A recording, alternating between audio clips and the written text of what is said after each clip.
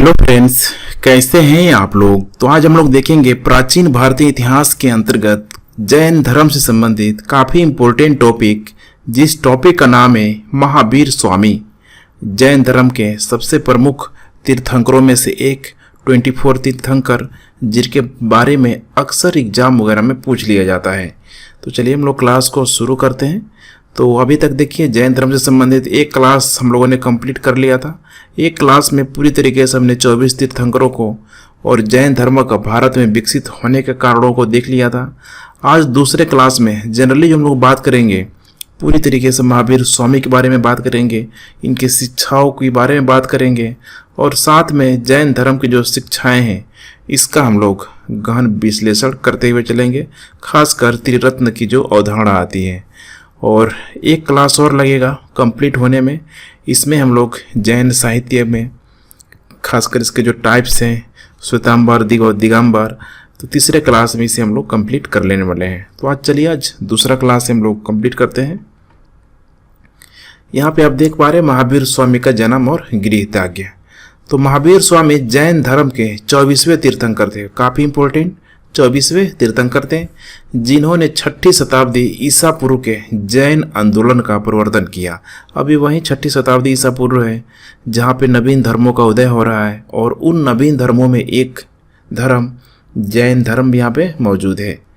महावीर स्वामी का जन्म वैशाली के निकट कुंड ग्राम में लगभग 599 से, ध्यान रखिएगा, ठीक है, 599 यहाँ पे 2 दिया हुआ है और 540 दिया हुआ है अलग अलग बुक में, जैसे कि 599 ईसा पूर्व विकिपीडिया में दिया हुआ है, बाकी कई सारे बुक में 540 ईसा पूर्व भी दिया हुआ है। तो 2 डेट है, लेकिन सबसे ज़्यादा जो प्रायोरिटी दी जाती है 599 ईसा पूर्व को लेके दी जाती है। अब यहाँ समझने वाली बात है कि अगर महावीर स्वामी अगर 24वें तीर्थंकर यहाँ पे इस समय मौजूद हैं जैन धर्म में, तो बाकी के जो 23 जो तीर्थंकर हुए, अब देखिए 23 तीर्थंकर हुए, इनका भी कुछ ना कुछ टाइम पीरियड होगा। तो अगर इस तरीके से अगर देखा जाए तो जैन धर्म पूरी तरीके से बुद्ध धर्म से भी पीछे चला जाता है, लेकिन महावीर स्वामी के पश्चात जैन धर्म को काफ़ी ख्याति मिली, इसीलिए इनका नाम इम्पोर्टेंट हो जाता है। इनका पिता सिद्धार्थ ज्ञात्रिक क्षत्रियों के संघ के प्रधान थे।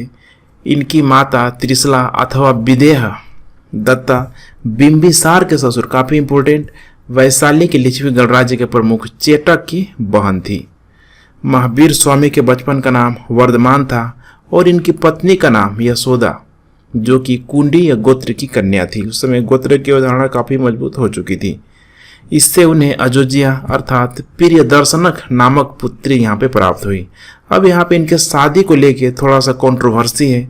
दिगंबर, आगे हम लोग जानेंगे। श्वेतांबर, दिगंबर ये मानते हैं कि महावीर स्वामी का शादी नहीं हुई थी। जब शादी नहीं हुई थी तो स्वाभाविक है कि बच्चा भी कहाँ से आएगा। लेकिन श्वेतांबर परंपरा के अनुसार ये ऐसा माना जाता है कि भाई जो महावीर स्वामी थे इनकी शादी हुई थी और प्रियदर्शना अजोजिया अर्थात इन्हीं की पुत्री थी। तो इस तरह के क्वेश्चन बन सकते हैं। और इसका जो विवाह हुआ प्रियदर्शनी का, ठीक है, जमाली के साथ हुआ, और उसके तत्पश्चात गृह जीवन का महावीर स्वामी के द्वारा 30 वर्षों में परित्याग कर दिया गया। अब परित्याग करने के बाद यहाँ पे चल पड़े ज्ञान की प्राप्ति और महावीर की शिक्षाएं। अब बिल्कुल देखिए सिमिलर है बौद्ध धर्म में, जिस प्रकार से हम लोगों ने देखा था कैसे सिद्धार्थ का जन्म हुआ, कैसे सिद्धार्थ का, ठीक है, शादी हुआ, ठीक है, शादी के तत्पश्चात कैसे उनको सत्य की खोज के लिए वे हमेशा व्याकुल रहते थे। कुछ यही स्थिति यहाँ पे भी मौजूद है।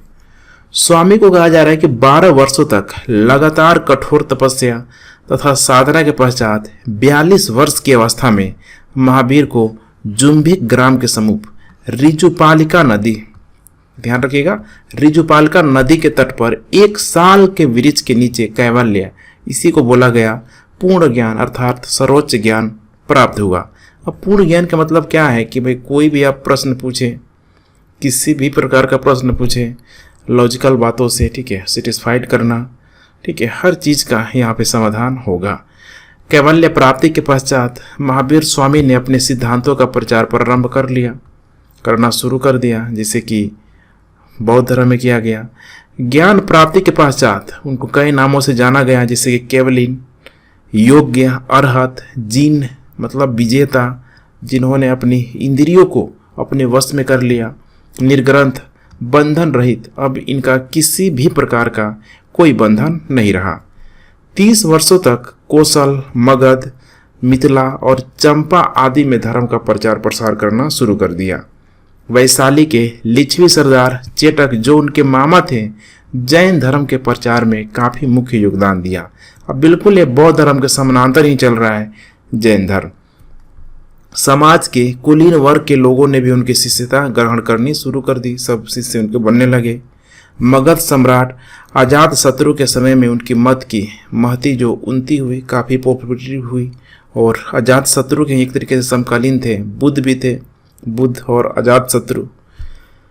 महावीर स्वामी को उनके प्रथम शिष्य जमाली से मतभेद हो गया, जो कि खुद उनका दामाद था, ठीक है। और मतभेद का जो कारण था किरणिया माणकृत सिद्धांत, पूछा जा सकता है, कार्य करते ही पूर्ण हो जाना था। अब इसको लेके कुछ थ्योरी थी, जिसकी वजह से दोनों, ठीक है, ससुर और क्या बोलते दामाद, दोनों में थोड़ा सा कंट्रोवर्सी हो गया।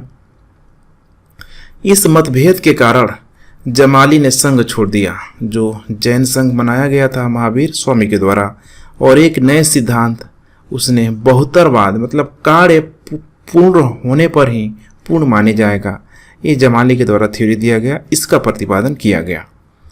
जैन धर्म में दूसरा विद्रोह जमाली के विद्रोह के 2 वर्ष के पश्चात तीस गुप्त ने किया। काफ़ी इंपोर्टेंट नाम है, दूसरा विद्रोह तीस गुप्त के द्वारा किया गया। अब 527 से अब यही है, ठीक है, 468, अगर 599 मान रहे हैं बुद्ध का जन्म, महावीर स्वामी का जन्म, तो 527, ठीक है, इनका मृत्यु मानना पड़ेगा। ईसा पूर्व की जो बात की जा रही है पीछे, ठीक है, पीछे आएगा BC है यहाँ पे, अगर ठीक है, यहाँ पे दूसरा भी दिया हुआ है 468 ईसा पूर्व। अब मैंने शुरू में बताया था आपको कि जिस डेट को मानेंगे उसी डेट के अनुसार यहाँ इनकी निर्वाण प्राप्ति को भी दिखाया गया है। तो कहा जा रहा है कि लगभग 72 वर्ष की आयु में राजगिरी के समीप स्थित पावापुरी नामक स्थान पर कृष्ण अमावस्या को महावीर स्वामी ने शरीर त्याग दिया। तो कुल मिला के यही थी उनसे संबंधित। अब यहाँ पे जैन धर्म की जो शिक्षाएं, विचार काफ़ी इम्पोर्टेंट है, जैसे कि महाव्रत और अणुव्रत। शिक्षाएं क्या है, तो पूरा मिक्स है इसमें। सिर्फ और सिर्फ महावीर स्वामी के द्वारा जो शिक्षाएं जो दी गई है सिर्फ वही नहीं है, इसमें उनके द्वारा जो शिक्षाएं दी गई वो तो है ही है, इसके अलावा उनके पहले जो 23 जो तीर्थंकर थे उनके द्वारा भी कुछ शिक्षाओं को दिया गया, जिसमें काफ़ी इंपॉर्टेंट रोल होगा यहाँ पे पार्श्वनाथ का, जो 23वें तीर्थंकर के रूप में मौजूद थे। इनके द्वारा कही गई बातों को काफ़ी कुछ हम लोग जानने का प्रयास करेंगे। लेकिन यहाँ पे जब जैन धर्म की जो शिक्षाएं की जब बात की जा रही है, तो यहाँ पे किसी पार्टिकुलर किसी तीर्थंकर का नाम नहीं रखा जा रहा है, पूरा का पूरा ओवरऑल जैन धर्म की बात की जा रही है। पहला है यहाँ पे महाव्रत। महाव्रत कठोरता पूर्वक भिक्षुओं के द्वारा यहाँ पे इम्प्लीमेंट करने की यहाँ पे बात की गई कि इसको सिर्फ और सिर्फ भिक्षुक मानेंगे, क्योंकि इसमें देखिए अहिंसा, सत्य, आस्तेय, अपरिग्रह एवं ब्रह्मचर्य। आस्तेय मतलब चोरी नहीं करना होगा, अपरिग्रह मतलब इकट्ठा नहीं करना होगा, और ब्रह्मचर्य मतलब हमेशा ब्रह्मचर्य मतलब ठीक है, मैरिड लाइफ नहीं जीना है। तो 5 जो महाभारत की जो शिक्षाएं थी पूरी तरीके से, तथा यहाँ पे कठोरता, इन्हीं चीज़ों में कठोरता बहुत अधिक दिखाई देता है, आगे हम लोग जानेंगे भी। जैसे कि पहला है यहाँ अहिंसा। इसके अंतर्गत बोला गया कि यह जैन धर्म का प्रमुख सिद्धांत है, जिसमें सभी प्रकार की अहिंसा के पालन पर बल दिया गया है। अहिंसा के पूर्ण पालन के लिए निम्नलिखित आचारों का निर्देश हुआ। पहला बोला गया कि पद, ठीक है, इरिया समिति, अर्थात ध्यान से देखते चलिए, पद माने पांव, संयम से चलना ताकि मार्ग में कीट पतंगों के कुचलने से कोई हिंसा ना हो जाए। कीट पतंगों तक की गलती से भी उस पर, ठीक है, हिंसा नहीं करना चाहते हैं। आप जैन मंदिरों वगैरह में गए होंगे तो काफ़ी मैं इसका एग्जांपल लेता हूँ, ठीक है। जैन मंदिरों में जो फैन यहाँ पे लगा रहता है, सेलिंग जो फैन होता है छत पे, उसके ऊपर भी, ठीक है, एक चद्दर लगा दिया जाता है, ठीक है, ताकि उस चद्दर के माध्यम से रॉड पतले सी जाली टाइप की लगा दी जाती है ताकि कोई कीट पतंग ऊपर से आके कट ना जाए। तो इतना हद तक इस जैन धर्म में अहिंसा को लेके देखिए कार्य किया जा रहा है। दूसरा है पपद भाषा समिति, संयम से बोलना ताकि कटु वचन से किसी को कष्ट ना पहुंचे। पपसड़ एसड़ा समिति, संयम से भोजन करना जिससे किसी भी प्रकार के कीड़े मकोड़ों की हत्या ना हो सके। यहाँ तक कि उस भोजन के लिए जो किसान कृषि करता है, उस कृषि करते वक्त बहुत सारे जो कीड़े मकोड़े जो होते हैं, हल हो गया, ट्रैक्टर वगैरह, उससे मर जाते हैं। वहाँ पे भी जैन धर्म विरोध करता है। अदान अर्थात निक्षेप समिति, इसके अंतर्गत कहा गया कि किसी वस्तु को उठाने तथा रखने के समय विशेष सावधानी बरतनी चाहिए जिससे कि जीव की हत्या ना हो जाए। अर्ध व्युत्सर्ग समिति, मल मूत्र का त्याग ऐसे स्थान पर करना जहाँ किसी जीव की हिंसा होने की आशंका ना रहे। तो हर तरह देखिए इतना अहिंसा पे अधिक फोकस दिया गया है। इसीलिए मैंने जब जैन धर्म का पहला क्लास लिया था उसी समय मैंने एक शब्द बोला था कि दुनिया का कठोरतम धर्मों में से एक जैन धर्म। अब इतना देखिए, जो भी यहाँ पे जो भिक्षुक लोग शामिल है इस जैन धर्म में, अब उनको फॉलो करना है। इसको कितना आसान तो नहीं होगा, ठीक है। दूसरा है यहाँ पे सत्य, हंसी में भी झूठ नहीं बोलना चाहिए। फ्लो में ऐसा नहीं हो कि माहौल बना दे। लोभ होने पर पूरी तरीके से मौन रहना चाहिए। भय झूठ होने पर भी झूठ नहीं बोलना चाहिए। अगर ऐसा हो, फियर हो जाए, कोई मारने आ जाए, कुछ करने आ जाए, तो पूरी तरीके से हम लोग झूठ बोलने लग जाते हैं। ऐसा होता है, ठीक है। सोच विचार कर बोलना चाहिए। क्रोध आने पर बिल्कुल शांत रहना चाहिए। अर्थात यहाँ पे भी इंद्रियों पे फोकस करने की बात की जा रही है कि हर हाल में जो भी 5 इंद्रियां हैं उसको कंट्रोल करो, अपने वश में करो। अब यहाँ पे अस्तेय बोला गया कि बिना आज्ञा किसी के घर में एंट्री नहीं करना है, बिना किसी की अनुमति के उसकी कोई भी वस्तु नहीं लेना है। यदि किसी के घर में रहना हो तो बिना उसकी आज्ञा के किसी भी वस्तु का उपयोग न करें। गुरु की आज्ञा के बिना भिक्षा में प्राप्त अन्न को ग्रहण न करें। बिना अनुमति के किसी के घर में निवास नहीं करना है। यहाँ पे तो पूरा का पूरा देखिए ये था, ठीक है। अस्तेय के अंतर्गत अपरिग्रह माने इकट्ठा नहीं करना। तो उस समय जो जैन धर्म की शिक्षाएं हैं आज भी है, लेकिन शायद, ठीक है, भारत में लागू नहीं होता है। इसमें किसी भी प्रकार की संपत्ति एकत्रित न करने पर जोर दिया गया है क्योंकि संपत्ति में मोह और आसक्ति का उदय होता है। लेकिन वर्तमान में भारत में जो भी जैन धर्म को मानने वाले लोग हैं उनकी स्थिति काफ़ी अच्छी है। लेकिन इसका मतलब ये नहीं है कि उन्होंने छल कपट से लिया। उन्होंने अपने एजुकेशनल बैकग्राउंड को काफ़ी हद तक सुधार किया, ठीक किया। इसीलिए जैन धर्म में आप लिटरेसी रेट देखेंगे वहाँ पे तो बहुत अच्छा है उनका। और फ्रेंड्स, चैनल को अगर आप लोगों ने सब्सक्राइब नहीं आएगा तो सब्सक्राइब करना इसको मत भूलिए, ठीक है। और साथ में टेलीग्राम ग्रुप को भी यहाँ पे जरूर ज्वाइन कीजिए। नेक्स्ट, ब्रह्मचर्य। उपयुक्त चारों सिद्धांत कहा जा रहा है कि जैन मतों में पहले से चले आ रहे थे, अर्थात पहले से, ठीक है, परंपरागत रूप से आ रहा था। लेकिन ब्रह्मचर्य का विधान महावीर स्वामी के द्वारा जोड़ा गया। इसके अंतर्गत भिक्षु को निम्नलिखित निर्देश दिए गए हैं। अब क्वेश्चन बन सकता है, ठीक है, उल्टा पुल्टा के यहाँ पे क्वेश्चन दे देगा ब्रह्मचर्य के लेके कि लास्ट में कब जोड़ा गया, महावीर स्वामी के द्वारा कब जोड़ा गया। तो ध्यान रखिएगा ब्रह्मचर्य को 5वें नंबर में। इन्होंने बात बताई कि शुद्ध एवं अल्प भोजन ग्रहण करना चाहिए, किसी स्त्री को नहीं देखना चाहिए, किसी स्त्री से बातें नहीं करना चाहिए, किसी स्त्री से संसर्ग की बात कभी ना सोचना, ऐसे घर में ना जाना जहाँ कोई स्त्री अकेली रह रही हो। तो वो था पूरे का पूरा, ठीक है। अब दूसरा है यहाँ पे अणुव्रत, ठीक है। महाव्रत को देख लिया हम लोगों ने, ठीक है। अब बात करते हैं हम लोग अणुव्रत। ये पंच अणुव्रत की जो शिक्षा है, जो जनरली जो गृहस्थ लाइफ जो जीते हैं, जो जैन धर्म से संबंधित है, मानते हैं, यहाँ पे अ लगा दिया है देखिए हर जगह, ठीक है। मानना सबको है लेकिन इसमें थोड़ी सी लचीलता दी गई है। जैसे कि गृहस्थों के लिए पंच महाव्रत अणुव्रत के रूप में यहाँ पे व्यवहारिक रूप से लाया गया, क्योंकि देखिए महाव्रत को गृहस्थ लाइफ में कभी पालन नहीं किया जा सकता है, इसीलिए यहाँ पे लाया गया, इसको अणुव्रत के रूप में लाया गया, उसी का रूप है। क्योंकि संसार में रहते हुए इन महाव्रतों का पूर्णतः पालन करना संभव नहीं है, इसीलिए आंशिक रूप से इसे पालन करने के लिए कहा गया। ध्यान रखिएगा, आंशिक रूप से। दूसरी बात की जा रही है शिक्षाओं के संदर्भ में स्यादवाद और सप्तभंगिया। अब देखिए जैन धर्म में काफ़ी इसका इम्पोर्टेंट रोल है, और जैन धर्म में नहीं, हमारे डे टू डे लाइफ में भी इस स्यादवाद सप्तभंगिया का काफ़ी इम्पोर्टेंट रोल है। कैसे है? तो कहा जा रहा है कि किसी भी दर्शन के प्रति 7 प्रकार के दृष्टिकोण हो सकते हैं, जहाँ कहीं न कहीं यहाँ पे संदेह मौजूद होगा। अर्थात एक ही मुद्दे पर 7 प्रकार के यहाँ पे दृष्टिकोण हो सकते हैं, जिसमें कहीं न कहीं संदेह मौजूद होगा। यही स्यादवाद का दर्शन कहलाता है। यह दर्शन ज्ञान की सापेक्षता के सिद्धांत को उद्घाटित करता है। इसके पीछे यही उद्देश्य है कि किसी के साथ टकराव ना हो।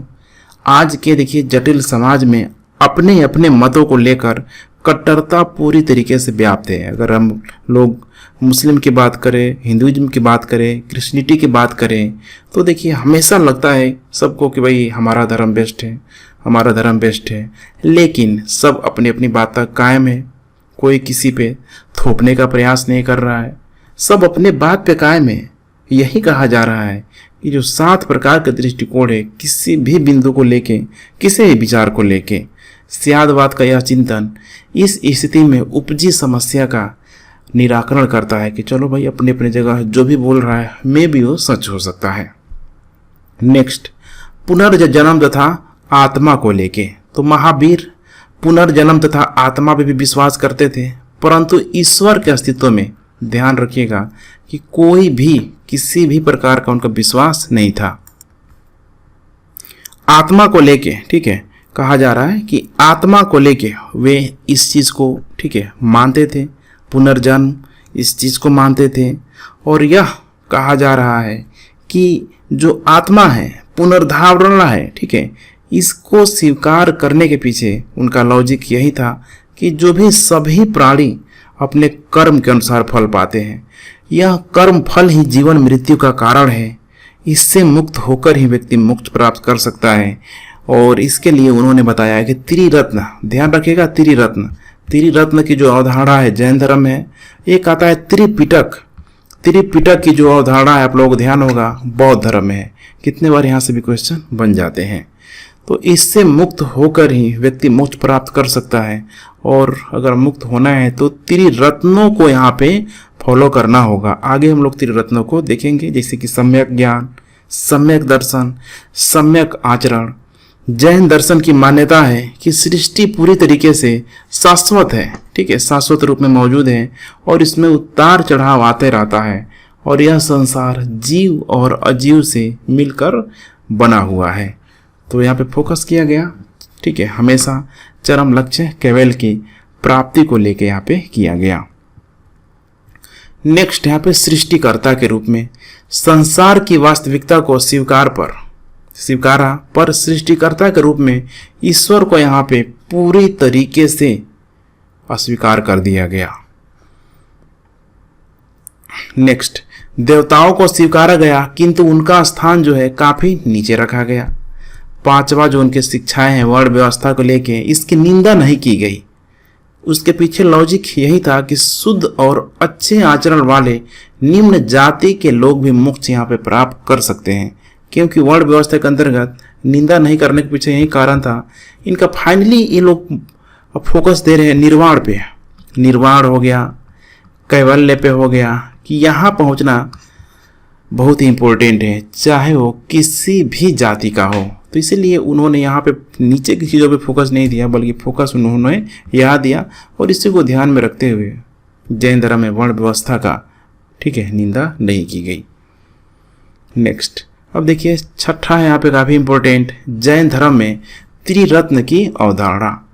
जैसा कि पहला है सम्यक दर्शन, ठीक है, सम्यक कर्म, नीचे आप देख पा रहे हैं सम्यक दर्शन, सम्यक ज्ञान, सम्यक चरित्र कर्म के रूप में भी इसे जाना जाता है। अब ये कुछ बातें यहाँ पे इंपॉर्टेंट है जो कि एग्जाम में पूछ लिए जाते हैं। सम्यक दर्शन पहला है, जैन तीर्थंकरों और उनके उपदेशों में दृढ़ विश्वास ही सम्यक दर्शन या श्रद्धा है। उसके 8 अंग बताए गए हैं।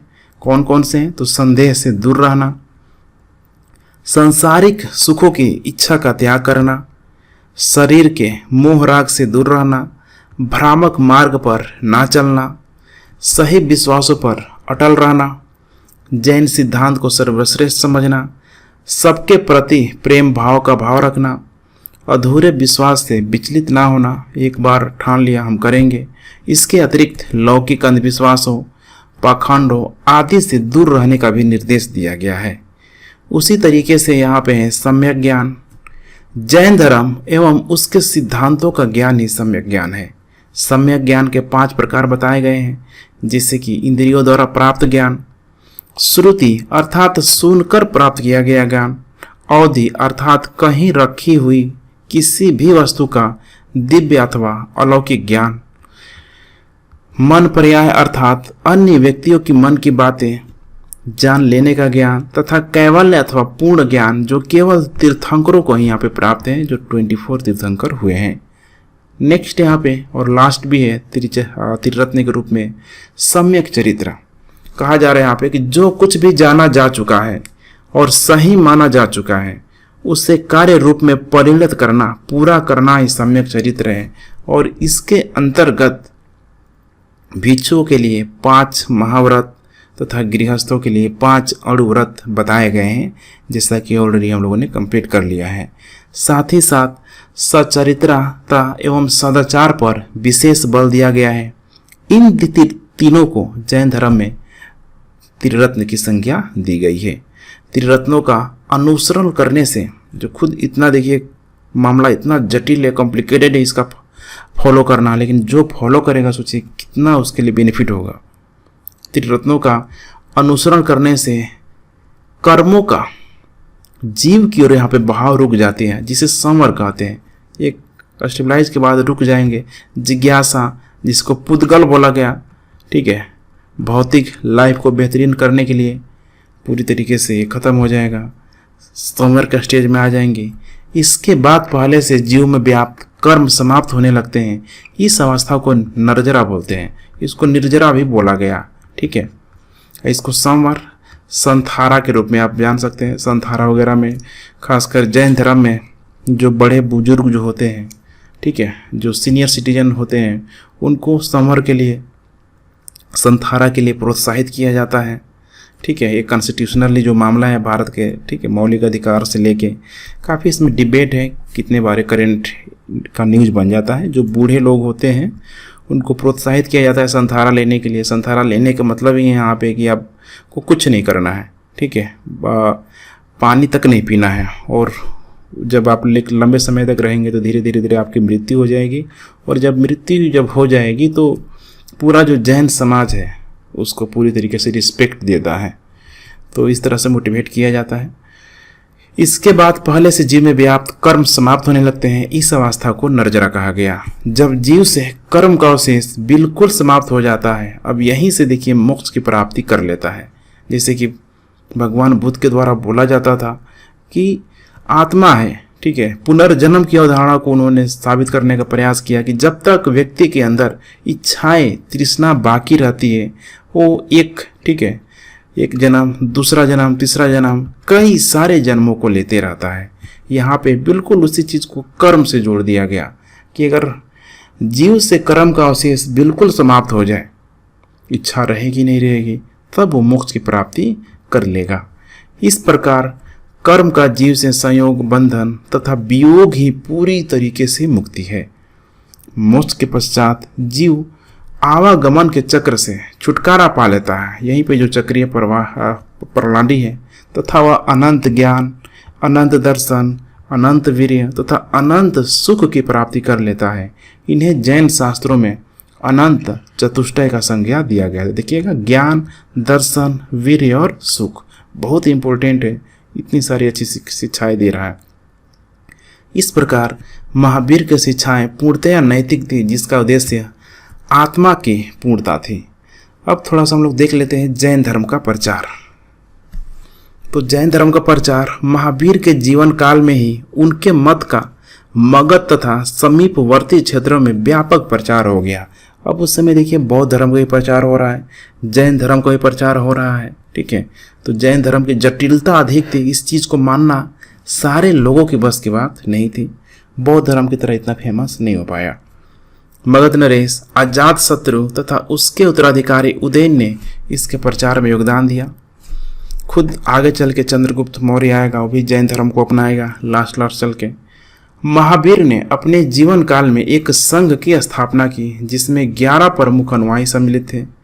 एक गणधर कहा है, इन्हें अलग अलग समूहों का अध्यक्ष बनाया गया।